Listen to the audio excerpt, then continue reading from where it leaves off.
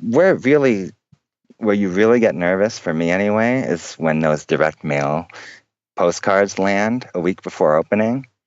And I've spent $400,000 on this, and I don't even know if the phone's going to ring. Like, that's a really nervous moment.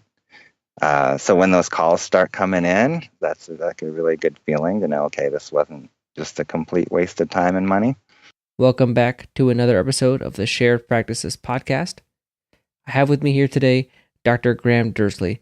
And if you remember Dr. Graham Dersley, we did an interview back at the end of season 2 where I gave him a sample practice and we kind of talked through his strategy on what he would do if he was acquiring that practice. One of my favorite episodes of the season. Graham is one of the mentors who I think has really shaped my career and my understanding of things. He has a lot of expertise in both acquisitions and startups, and so he's definitely somebody I wanted to have on this season. I was part of his mastermind group, and one of the resources he provided was a timeline where he would go through the entire process of a startup. So this is really a info-packed episode where I kind of take him through that timeline and we go through all the things that you need to be doing in the process of a startup. And in the show notes today, we are actually including that, timeline checklist that Graham has on all the things you need to be doing in the process of opening your practice and when you need to be doing them laid out by month. So really a great resource that Graham was generous enough to provide to us. So again, you can get that in the show notes, but I won't put any more. I'll just go ahead and go straight to the interview.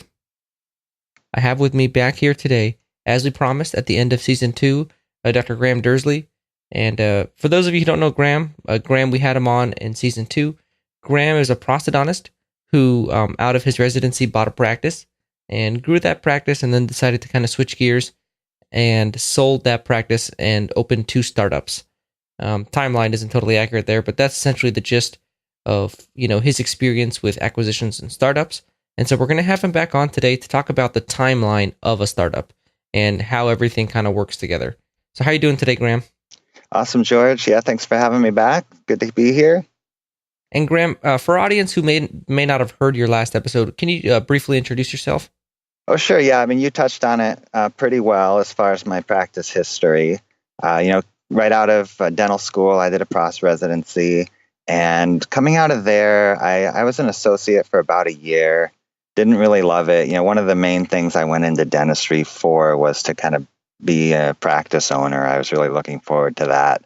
So it turned out about maybe 6 months out, I just wasn't too happy as an associate, found an opportunity to acquire a practice of a prosthodontist, and I took that over. And I just really enjoyed the process, learning how to build the business, grow it from a small part-time practice into a, practice that was doing pretty well full-time, and really enjoyed that. But I like getting my hands in a lot of different things and experiencing new things. So I thought, well, now that I've done an acquisition, let's see what a startup would be like. And so I did that while still running the first practice, and just found a really good location that needed a new dentist, which isn't too easy to do. In my area, it's pretty saturated overall. But that started doing really well, and then my time got really spread thin. I was having a hard time doing both the existing practice and the startup, so I decided to sell the first practice and just focus on the startup. I think you touched on it. With the practice you initially purchased was very small, like a part-time practice. Would you think in some ways that was almost like a, people use the term pseudo startup, where in a lot of ways it was like, you had so much growth that you achieved in that practice. In a lot of ways, it was almost like a startup. Yeah, that's actually how I thought of it in a way. The space was already there, it was already equipped, it was a functional office, but it didn't have a huge patient base. So I really had to look at the area and think, okay, demographically, competition-wise, income-wise, is this going to be a place where I can grow this practice? And so I took all those factors that you look at in doing a startup, I think really apply to a lot of acquisitions as well. I'm really happy you're talking about it. I know this season is not about acquisitions, but I get a lot of emails from individuals who are looking at these smaller, pseudo startups that don't cash flow, and it's essentially you're just buying the location of the opportunity. And one thing I always encourage them to do is look at it in the eyes of a startup. And so as somebody who, paid probably a much better price for a pseudo startup versus, the regular investment for a startup, what is your contrast on the two before we get into the timeline? How would you compare those opportunities? Well, yeah, I mean, one thing, if you go to an accountant and you have them analyze an acquisition, the problem with it is that they're going to assume that it's going to have, what it's doing for the last year is going to be what it's going to be doing for the next 20 years, right? Mm-hmm. And they're going to run a cash flow and they're going to say, well, you're only going to make $50,000 a year because it doesn't produce much. And so a lot of dentists look at that and they say, oh, who would ever do that? That's such a dumb move. But, you can't really look at it that way. You got to look at what the potential is, I think. And you don't really pay extra for the potential, which is really the huge benefit of it. So, in my case, I paid $120,000 for this space and some patients, whereas I would have paid probably $400,000 to build a startup with no patients, right? So you contrast the two, and in a lot of cases, buying a small practice and really growing it quickly can, be a really good move. So what is your trade-off then on the location and visibility? Because, in your situation where you're buying the $120,000 practice, you have no location flexibility and you have you're stuck with the visibility that the office already has. Versus with the startup, you're spending more, but then you have the ability to customize those very key features. So what is your take on those two situations? Yeah, so it's a good question and it's a trade-off, right? So you have to look, I think what you want to do is look at both opportunities. You look at, okay, what startup locations are available in my area? Do I have this awesome home run location right on the corner, beautiful signage, easy access, great parking, landlord's going to give a favorable lease, this is awesome. Whereas all the acquisitions are hidden away in these little buildings, then, you're going to lean more toward what's more favorable. But in some areas, that's not always the case. You might have a startup where you may want to do a startup, but you're not finding awesome locations. Maybe the ones you find are, super expensive or just have access issues. Or, just make a list of all the pros and cons and then, figure it out.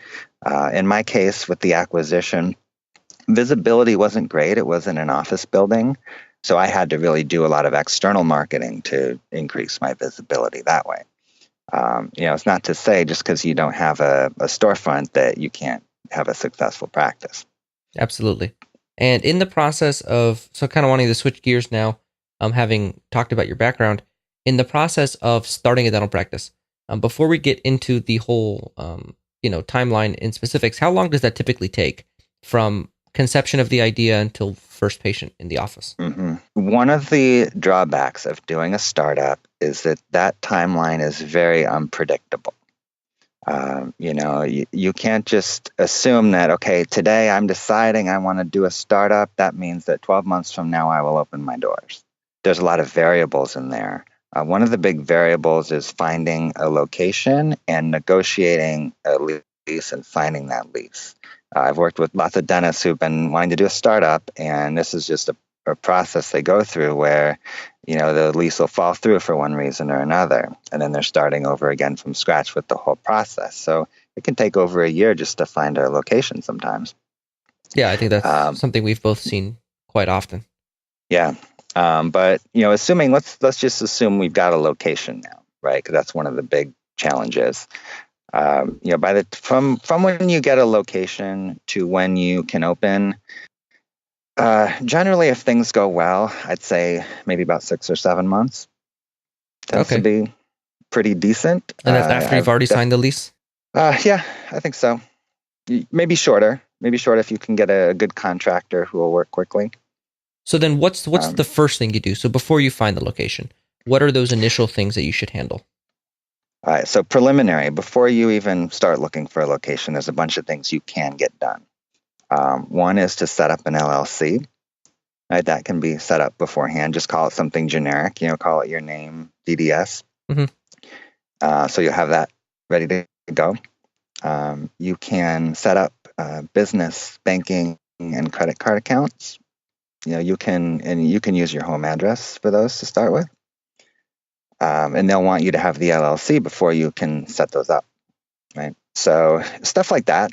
You can write a detailed budget and a business plan for your startup, which the banks will want to see, and you can get pre-approval from lenders. Okay. And you can get all that stuff done ahead of time, even while you're just kind of contemplating whether you're going to do a startup or an acquisition or whatever. And that kind of gets you really prepared for the next steps, which are looking for a space and getting your financing finalized. So then, so you're looking for a space. At what point does the financing get finalized? Is that after you found the space and signed the lease usually? Let me see here. So you're going to, yeah, because they're going to probably want to know what kind of lease situation it is. They might want to know, what you're paying for rent. So that's probably going to be a question they'll have.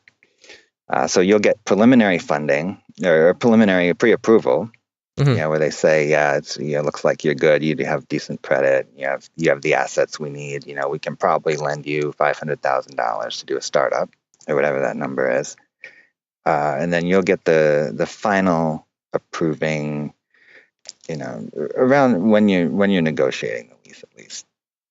And then, Graham, so in the process of doing a startup, one thing I want to touch on, we brought up in other episodes, but in the process, there's a lot of things that you do before you actually sign the lease and get your final approval for funding. And a lot of those expenses have to be paid out of pocket due to the fact that you don't have any funding at this point. In your experience, what have those pre-funding expenses been for you? Okay, so with this, what you want to do, in my opinion, is when you're negotiating the lease, right? There's two steps to it. There's the letter of intent, which lays out all the basic things, what the monthly rent is going to be, if there's any free rent period, if there's any discounted rent in the beginning, and then any leasehold improvement allowances, right? The TI allowance. Right, that's what your LOI is going to state. Once you get that signed, they're going to come to you with a legal document, and this will probably be like 20 pages long, and it's going to have all the legal language of the lease. Yeah. Now, sometimes this will be a pretty straightforward document, and there won't be any huge red flags there, and you'll know, okay, I have a pretty favorable economic terms of the lease that I'm happy with. There's maybe a few legal things that I want to, negotiate. However, none of these are red flags that will, make me decide not to do this lease. Once you get to that point, I think it makes sense to start spending some of your money on getting things going. And I can go into the different things that you need to get started at this point. Yeah, perfect. So what would you get started? Well, one of the first things I would do, you've got a space now. I would have a preliminary floor plan. I would get started on that. What that entails is getting a CAD drawing from the landlord of the basic shape of the space and the exact dimensions. And then there's a couple ways to go about this. You can work with a floor plan designer. There's a number of them out there. I use Jawbreaker from Downtown. He's been good for me. It'll cost maybe a couple $1,000s to have him do a full floor plan of the space. And I kind of like this is kind of like a little hobby of mine. I like doing these designs too. It's kind of weird. Most people aren't into that, but you can even do your own little sketch of what you want it to look like, and then at least present that to someone who has a little more experience, and they can at least then use that to know kind of what you're looking for. How many ops, do you want a break room? Do you want, just the different features that you're looking for in the office. But getting that preliminary floor plan is really important because that's going to be necessary to give to a contractor so that they can bid on, the job on building your office. So that's a couple $1,000s you need to plan for right there. And then, I would say that this is almost best case scenario, the couple $1,000s, because I think you're doing a lot of it yourself and then using some more affordable services. But yeah, I definitely think that's a good thing for people to get started on the floor plan so that they can start getting bids so that once they sign that lease, they can go as fast as possible. Yeah. And so this is an important thing to note is that once you sign the lease, usually your clock is going to start ticking on your free rent period. a lot of times they'll give you maybe 6 months free rent or whatever the period is. It starts right away. So in the ideal world, the day after you sign the lease, you want the contractor in there starting to do some construction, right? Yeah. So in this whole period where you're negotiating the lease is the time where you want to get your floor plan squared away. You want to get your construction bid package. And this is something that you can either do with an architect or, in my case, I wrote it up myself and I have a sample one that I could share. But, this lays out the materials you want to use. It's got the floor plan there. It's got as much detailed information as you can provide so that you can compare apples to apples when different contractors are bidding to do your work. So you want to start interviewing contractors, get them to give you a quote, and hopefully you can make your selection of your contractor prior to signing your lease.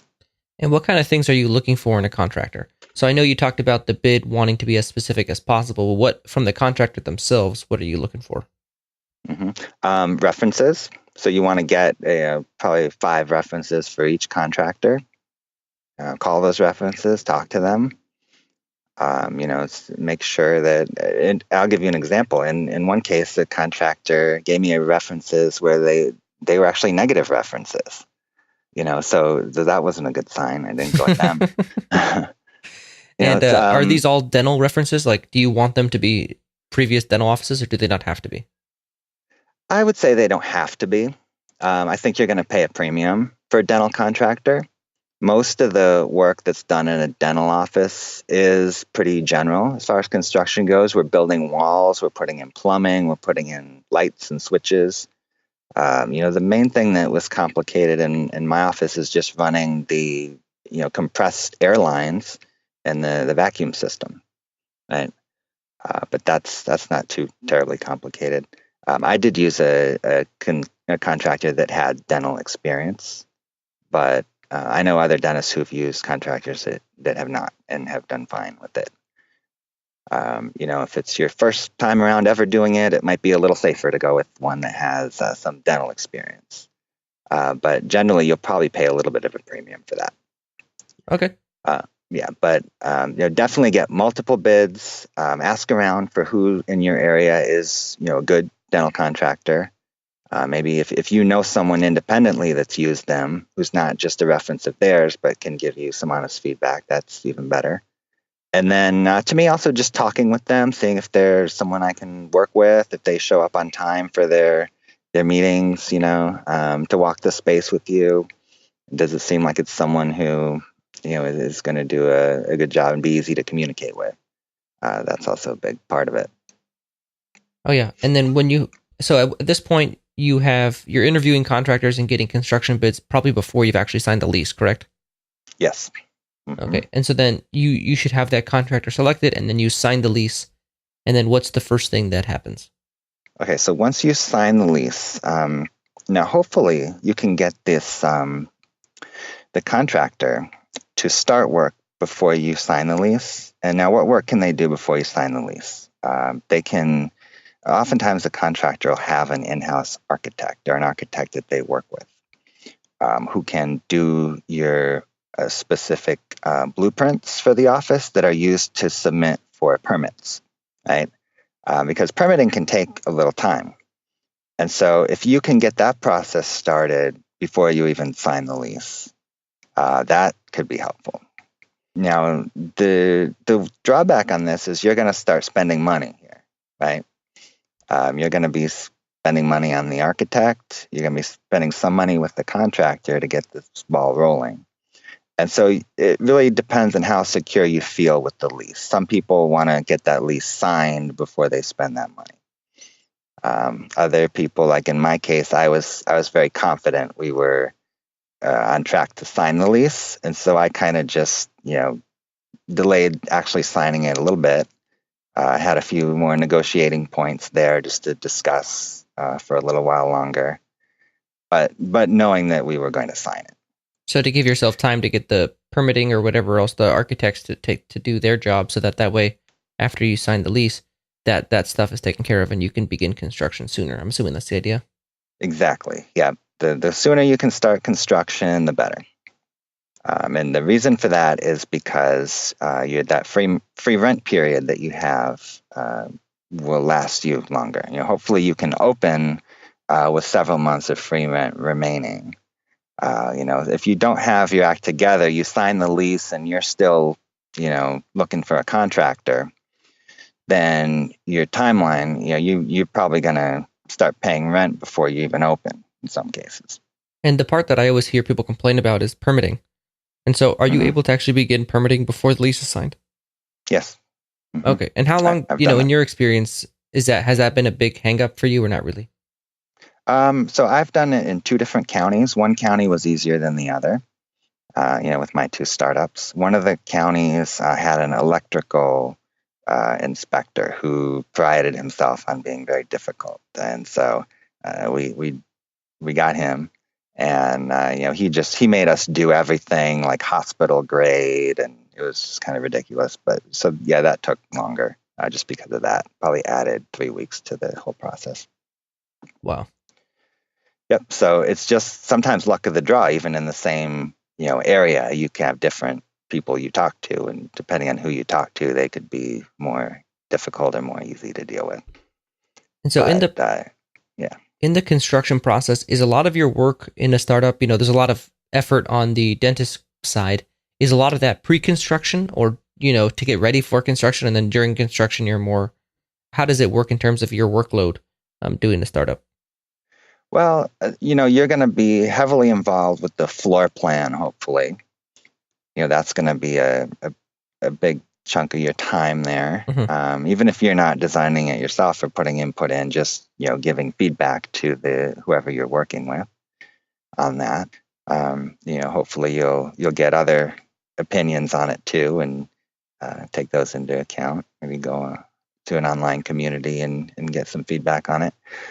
The other thing, you're going to have to pick your materials. You're going to use marble flooring, are you going to use carpet? What color are you going to paint the walls? Like, a lot of that stuff has to be done up front.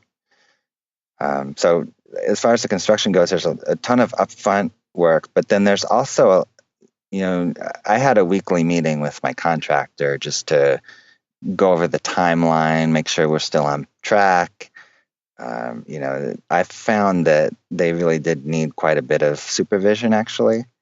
So, visiting the site, just walking through, making sure things look like you expect them to look, is part of it too. So it really all throughout is a big time commitment, which I have to emphasize is one of the drawbacks to doing a startup. Right? If you do an acquisition, none of this is an issue. First, a word from our sponsor, Q-Optics. Does anyone remember the case from the iPhone 3? I think it was 3S or 3G, whatever it was. And then also the old Galaxy S, Samsung Galaxy S. They were thick, bulky, black cases. And they weighed a little bit more. They weren't so sleek. When I look around at a lot of loupes, that's what I see. I see these big, bulky cases holding the optics. And actually, when you look through the loupes, you get a little frame. As you look through the little telescopes, you can see this black outline. And you get used to it. It's normal because you're using them all the time. But I never realized how much that frame took up until I tried on one of the pairs of Q-Optics prismatic loupes. I remember we were at Buca di Beppo, the Italian restaurant where they had given their presentation, and I put on the frame, and all I could see was these 2 perfect little circles of magnification without a black circle or an outline surrounding the optics. I could just see around the long telescopes without those taking up another portion of my field of view. Q-Optics has taken a solid titanium unibody case with a carbon shroud encircling the lenses, and they've made it smaller, more lightweight, less in the way. If you're sick of wearing loupes around that look like they have a iPhone 3 case on them, that look kind of dorky, and you want something that actually looks good and allows you to see around it, you should try out Q-Optics. Give them an email at sales@q-optics.com. Use the promo code SP16 for $100 off your pair of loupes, or $300 off your Loops and Light combo. If you upgrade your smartphone when they come out with a better looking, better functioning, more lightweight version, why wouldn't you do the same with your Loops? Q Optics, making better loops. So I think that's a great point, and it's something I like in this season to give everyone, a complete picture of what a startup is. And, I think the time commitment is in my mind, one of the biggest components that would maybe dissuade me from doing a startup. And so what is the time commitment? What can somebody expect? This is probably more than a year-long process. So what is their time commitment throughout that whole year? It's a lot, hundreds of hours for sure. And, the more thorough you want to be, the more time you're going to put into it. But then, more predictably, you'll have some success. So it has to be, I figure it's a labor of love, right? Because it's something, I enjoyed the process myself. Part of doing it was just to get that experience. So, for me, I didn't mind, but it really is a lot of time that you aren't really compensated for, right? I mean, when you open that startup, your doors open, initially you really have negative equity, right? I mean, if you wanted to just turn around and sell the office that day, you probably couldn't sell it for what your loan is, right? So those hundreds of hours don't really get you an immediate return. It's just over time, hopefully you'll build a really successful practice and it'll all be worthwhile.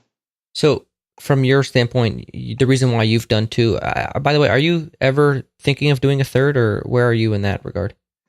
We've looked into it. There was one space that we found that was just really good. It was in a new shopping center. Would have been, pretty good visibility, nicest grocery store in the area, a lot of traffic. And, demographically was pretty decent too. Not a ton of competition right in the area.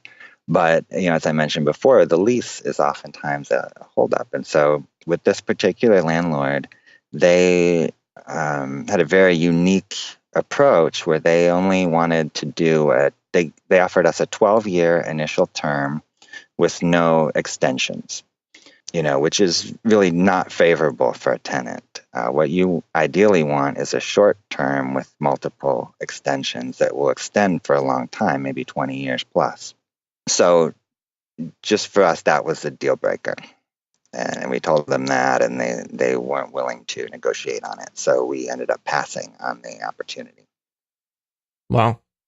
And so the reason why you've done startups, in the frequency that you have, is due to the fact that you enjoy the process versus an acquisition that might be easier for you. And also in this area where I've done the startups, there have not been really awesome offices available. In fact, no offices available, just because there aren't that many in the first place.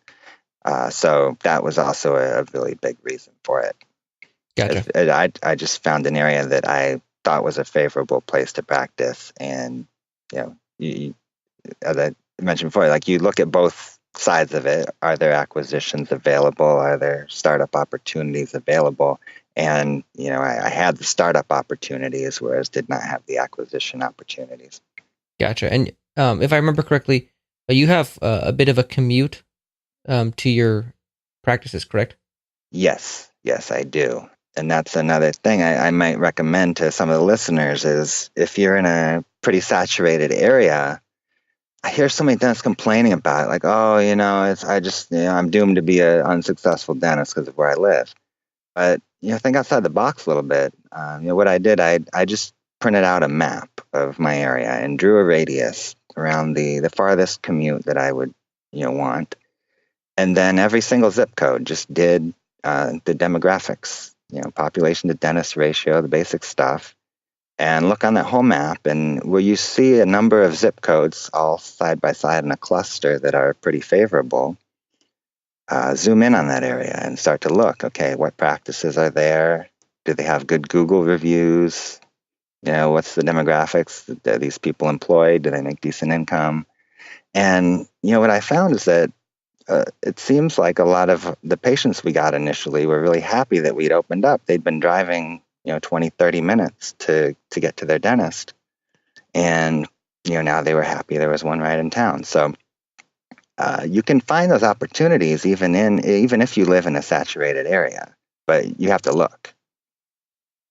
Yep, absolutely. And I think, back to maybe how difficult it is to find the location. I think one of the drawbacks before we carry on is I think when you find that location that's favorable, finding available commercial real estate in those areas is difficult. Yes. Can you talk about that point? I have my first practice, first startup, I should say. I found a lot that was available, first of all. Because you're right, there wasn't a ton of commercial space around, and one of the potential commercial spaces was kind of rundown strip center that just really wasn't appealing at all. Didn't really want to go in there. So I was going to build my own building, buy this lot, and it was going to cost like $1 million, but I was going to have a tenant too, and big, nice freestanding building. I spent like 2 years with the local government trying to get permits on building this lot. And working with civil engineers, I spent like $50,000 on all these site development plans. Just could not get approval for it. There were all these reasons. The water was not draining correctly. There's all these things you don't even know about unless you try to do this. So I noticed just down the street from this lot, a new grocery store opened, and there was a space next door that they were trying to rent out to a bank. They were going to have like a credit union come in or something. And I talked them into letting me have the space instead. And so I sort of switched gears, went from owning the property to leasing. And that worked out really well because the traffic was nice, with the grocery store being right there. But, it was about 2 years and over $50,000 spent on trying to get a commercial space in the area. So your startup timeline was almost 3 years then, if you consider just 2 years finding the space. Yeah. And during those 2 years, you were actively looking for a location? Yes. Yep. And that's now one of my mistakes was when I was doing the site development on this, I actually had the land under contract. And one of the contingencies was that I would get permits to build on it because it was just this area is known to be difficult to develop. And so I ended up losing a $10,000 deposit on it because I, didn't end up proceeding with buying the land. But I should have been still more diligent about looking for alternative spaces while, trying to get these permits. And, this is, I think, what happens to a lot of us. We get this one idea, we got stovepiped right into that, and that's all we're looking at. And maybe you want to do an acquisition, and that's all you look at for a whole year is, what offices are available, and none of them come available. Are you going to just wait forever until one does, or are you going to look for alternatives and maybe look at doing a startup or looking at, relocating or whatever? Like what I've learned over time is that keeping as many options available and pursuing different strategies at once is really a good way to go if you want to cut your timeline down. Yeah, I think that was one of my favorite things that came from our last episode, and I'm happy we repeated it today because I think a lot of listeners are either fixed on one or the other. And I think, you can almost take advantage of that startup timeline. Looking for a location takes a long time.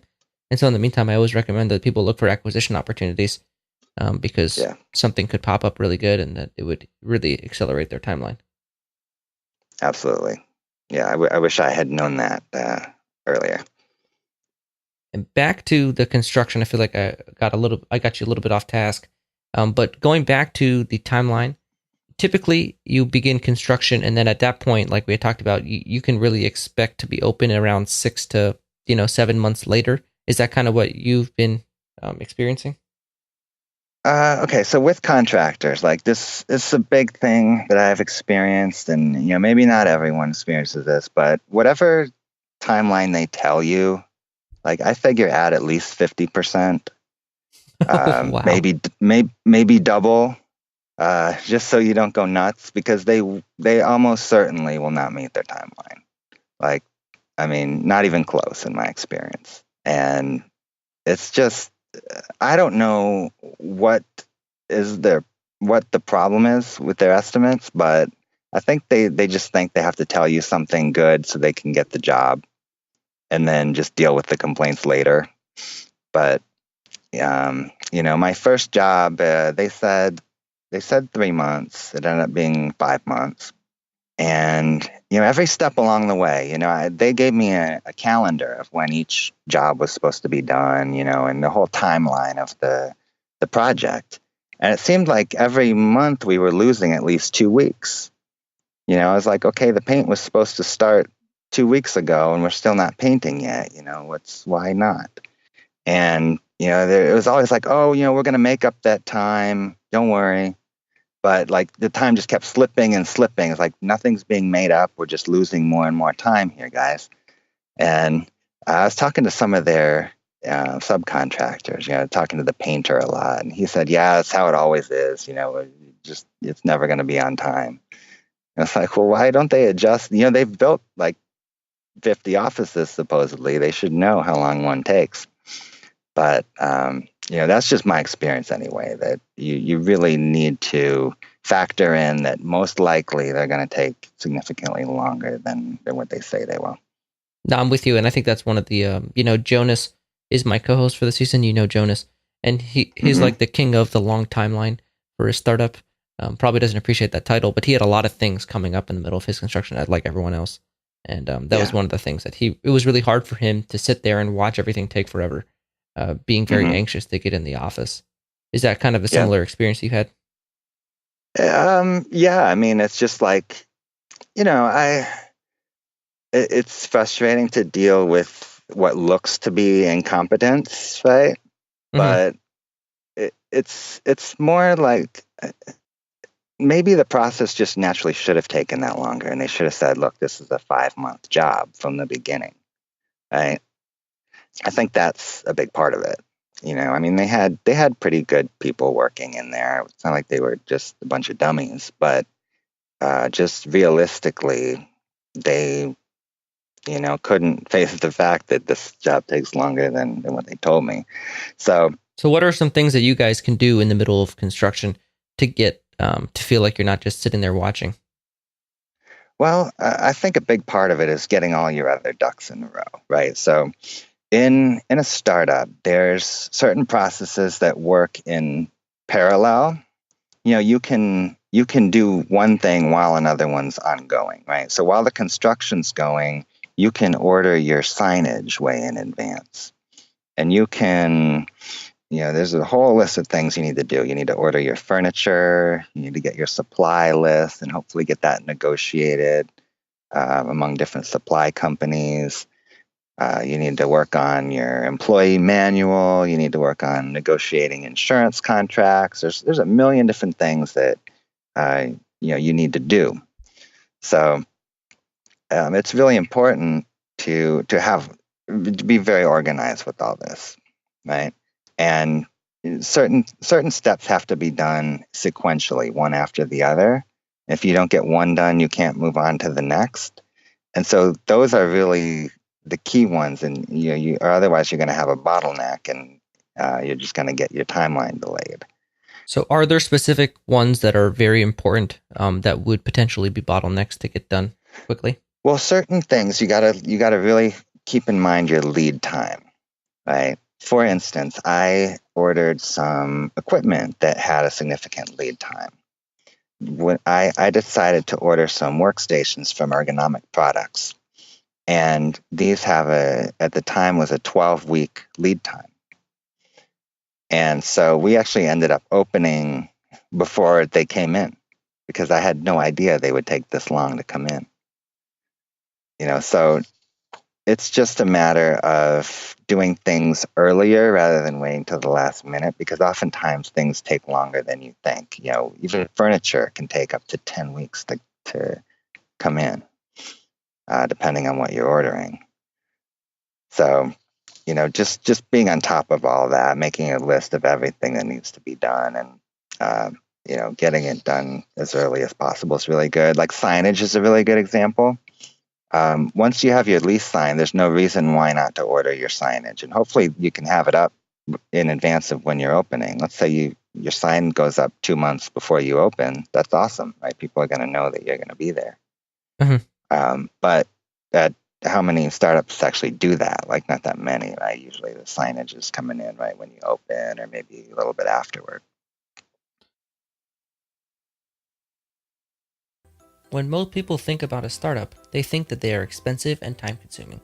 I'm here today to tell you that they are right, but it doesn't have to be. Starting a dental practice presents a list of challenges, but when it comes to making decisions about where to purchase your dental equipment, I recommend Dental Planet. Dental Planet provides affordable, comprehensive services that simplify the startup, expansion, or renovation process while dramatically improving your ROI of the entire project. If you need equipment, Dental Planet has new, factory recertified, and Dental Planet certified pre-owned digital imaging systems. As you know, a lot of your success as a startup is based on your ability to provide a great experience for your patients. The same can be said about Dental Planet. They provide telephone, email, and remote support, as well as multiple financing solutions. Dental Planet is even more affordable than many of their competitors. All products include a warranty backed by a nationwide network of service providers, along with expert sales consultants and technicians. Thousands of more items, including dental supplies, are also available when you use Dental Planet. Buying equipment for your startup doesn't have to be expensive with Dental Planet. You can save between 40 to 60%. See how easy and affordable upgrading, replacing, or expanding can be when you team up with Dental Planet. Just mention Shared Practices to get a discount on your already low prices. Learn more at dentalplanet.com. Again, that's dentalplanet.com. Again, mention Shared Practices to get a discount on your entire order. So, after the construction process is done, what does it look like carrying that out to the finish line? So that's kind of this mad race here.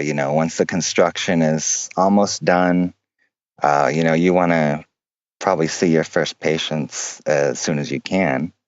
But there's still a lot of work to be done after the construction is done. You're going to have to decorate the office, get your furniture in there. Hopefully you've started to get your IT stuff set up. And what you can do with that, you can actually off-site do a lot of it. Get your computers set up off-site with your practice management software, and getting all your, if you participate with insurance, getting all the different fee schedules into that software. Getting your auto notes done, getting your prescriptions in there. There's a lot of work to do just with that. Getting all your supplies in and organizing them, getting your equipment installed. That gets done right at the end of the construction process. There's a long list of things to do there. So where are you keeping everything? Because during construction, you can't put anything in the office, but you probably have purchased all of this stuff. So yeah, there's a ton of stuff. We actually had, in my first startup, we had a pod come in. And there was a spot in the parking lot where they would let us put this pod. And so we stored a bunch of furniture, a bunch of supplies in there, decor items, just because you have to order stuff, in advance of when you want it, obviously, to make sure that here. That it's here when you need it to be. And so just all this random stuff, we're talking, stuff for your staff kitchen. You got your microwave, just all these little things that add up and take up a lot of space. So we had a pod for that office. In my second startup, there was actually a vacant space next to mine. And so I was able to negotiate with the landlord to rent it for a couple months real cheap. And we were able to just put stuff in there. Oh, that's nice. Yeah. So, that worked out pretty well. Otherwise, I would have had just a basement full of stuff, I guess, at home. I think that's very common. That's probably the most common thing I've heard is that, your house is just full of like random stuff that you purchase for the practice. Right. Yeah. Your living room's full of intraoral cameras, probably, right? So Graham, from the time that you finish up construction and you get everything in there, so construction crew leaves, they're done.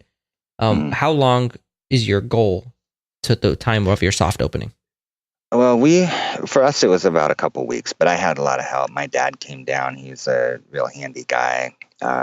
He spent 12-hour days for 2 weeks, working in there. And, I did as much as I could too. Just really a lot of stuff to do. Putting up coat hooks, assembling, we had some IKEA furniture to assemble. The office chairs come in from Staples and they have to be put together. All this stuff just takes time. So yeah, we did about 2 weeks from, construction ending to when we saw our first patient. And what's average? I know some dentists who've done 4 weeks, like a month, and that's with them like literally like quitting their associateship and just spending the whole time, getting everything squared away. And that involves, doing the final staff hiring, a little time with them, training them.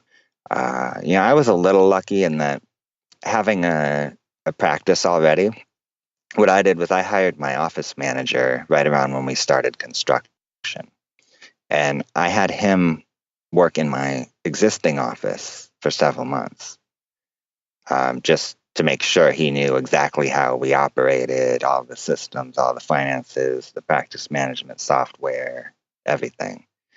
And I was able to hire an assistant too in advance and have her work in the office a little bit. And, of course, we were overstaffed there, but it was worth it to have a few solid employees beforehand.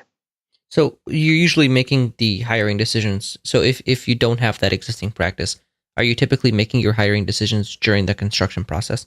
Yeah, definitely. So, I'd say about maybe a month or two into construction, maybe a month in, get some, ads out there, start networking. A few months in advance, you want to be interviewing people. Oftentimes they'll have to give notice at another job anyway. So, the worst case, it's too far in advance and they say, oh, I can't wait that long, and they take another job. But, you wouldn't have hired them anyway. So it doesn't hurt to really start the process early. I'd say at least like 3 months in advance, start, interviewing. And then, when do you start your marketing? Well, for me, so a big part of our marketing was signage. Right, we had our permanent signs up. We had a grand opening banner because there's a decent amount of foot traffic in our location. But we sent out. I had direct mail designed in advance, and I planned it out so that it would land a week before we opened. And I had my office manager, and I actually hired someone just temporarily to just sit there and answer phones. That's kind of the old school, like dinosaur method of doing it. Nowadays, we have a lot of call center options available. So, currently I'm using a call center called Golden Goose, and I would have hired them instead to answer all my new patient calls in advance. And that's what I would really probably recommend to most people. And then, Graham, I know you're big on seeing like not that many patients, in your first week or whatever. Just taking time to iron things out. Can you elaborate on that point? I think it's one that I talked about earlier in the season, but I think it's a point that people overlook the importance of. Yeah, and I learned this the hard way. Our initial day was supposed to be a Friday, and we had patients scheduled, and it turned out that just due to delays, particularly with construction issues at the very end, we had to push that back to the next Monday, which was a day that I had an associate dentist in there and I was working at my other office. So I wasn't even there for the first day this practice was open.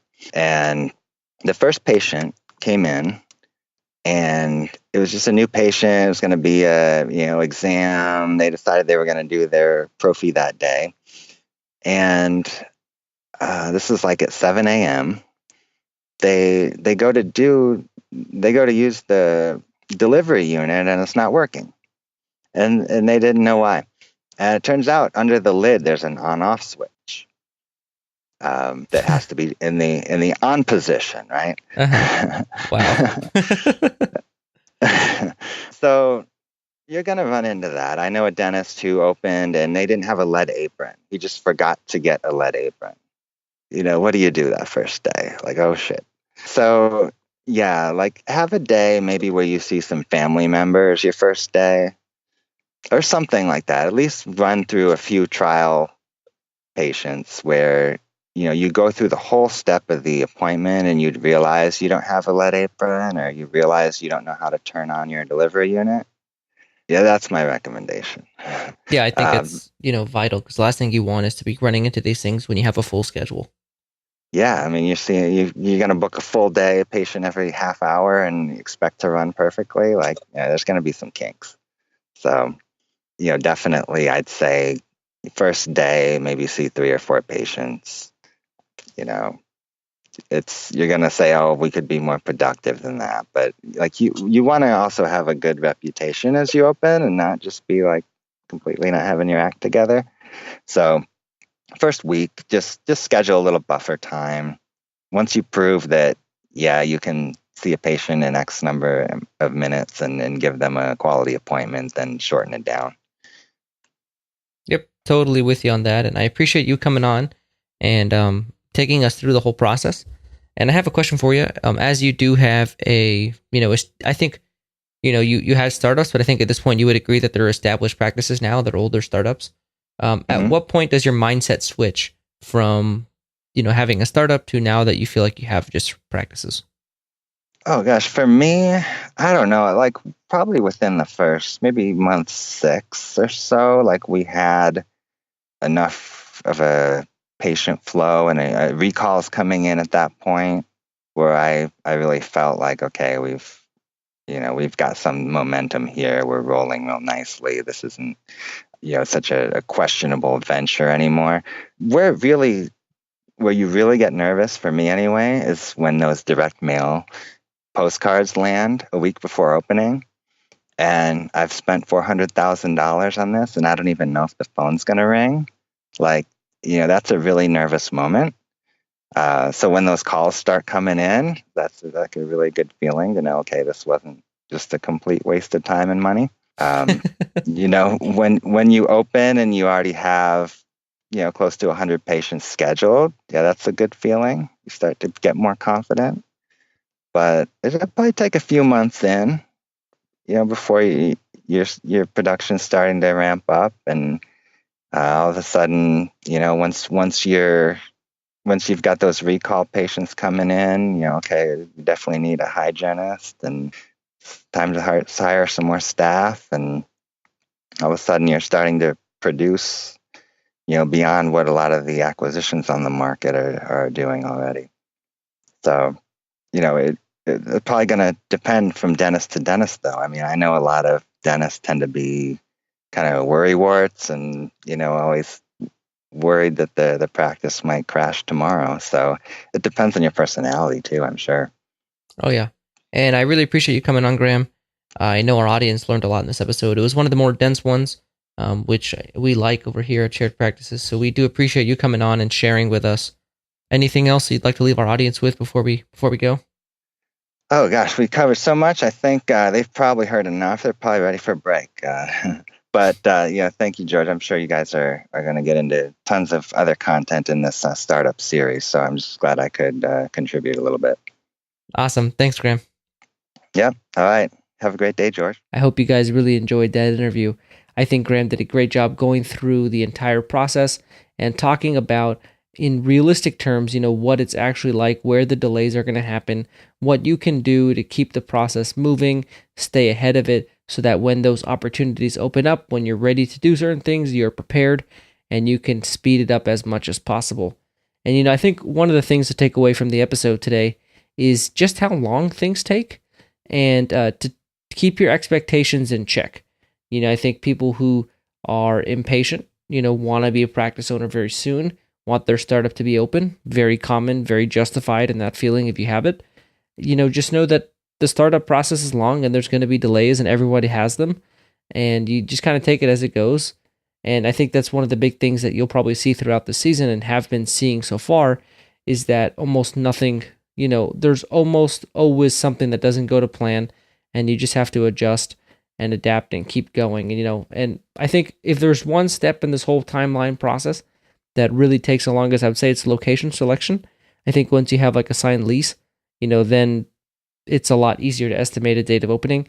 But as you heard, Graham spent years finding his location, and that's definitely common. That's not uncommon that somebody would spend, that long finding a location, but it goes to show how determined he was to find the right location. I think that's definitely worth the time to make sure that you're going somewhere where you're needed, where you have great commercial real estate, and somewhere where you're going to be successful for a long time. So I thought this was a very jam-packed episode, and it's funny because every time I have Graham on, we always tackle a big subject. Like last time, we had him on and we talked about the sample practice. And, he kind of told me after, he's like, people are driving, let's not overwhelm them with information. And then I bring him back on to go through the entire timeline of the startup. And I feel like he kind of had that same apprehension, not understanding exactly how we do this podcast and how we really like to, jam it with information for all of you people out there. But I do understand that, a lot of times you guys are driving. And so, I appreciate you guys for sticking around. And it was definitely a lot of info, probably an episode that you'll want to go back and listen to again and again. But nonetheless, we have the resource in the episode show notes. And if you can go download that resource, and you'll have the timeline that you could also go follow along if you want to re-listen to the episode. Thank you guys for listening to the Shared Practices podcast.